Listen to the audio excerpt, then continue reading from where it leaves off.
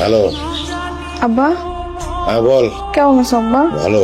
আব্বা ভালো নাই আব্বা। ভালো নাই, ভালো থাকার চেষ্টা কর, শ্বশুরবাড়ি মানে চল। আর যেদিন থেকে আপনি লেখাপড়া খারাপ করছিস সেদিন থেকে তো ভালো থাকার দিন শেষ।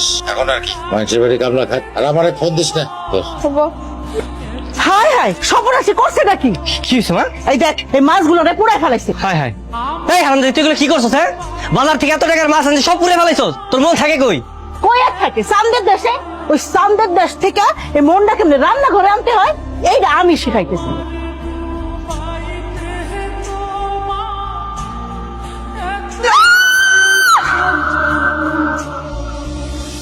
রান্নায় অমনোযোগ, কাপড় ধোয় অমনোযোগ, বাড়ির বেবাক কামে অমনোযোগ। বেন সাহেব, আসলে নতুন নতুন সংসারে গেছে তো আস্তে আস্তে দেখবেন সব ঠিক হয়ে গেছে। তাছাড়া ওর বাপে একটু বেশি আদর যত্ন দিয়ে মানুষ করছে, মেয়েরে তেমন কাজ কাম শিখতে পারে নাই।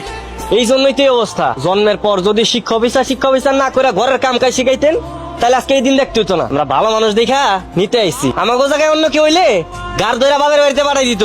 ওরে মায়ের তাহলে যা, ও মা তুই যা, রেডি হলো। না, ও কোথাও যাবে না।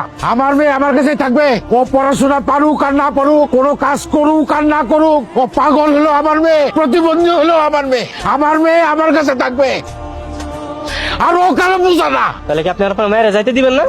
না চাইতে দেবো না। আমার মেয়েরে আমি অনেক কষ্টে মানুষ করছি, অনেক আদর দিয়ে মানুষ করছি। আমার ফুলের মতো মাইয়ার গায়ে কোনোদিন একটা আসর লাগতে দেই নাই। সেই মাইয়ারে তোরা গরম খুঁজতে দিয়ে ছেঁকে দিছস। আর একটা মিনিট যদি থাকস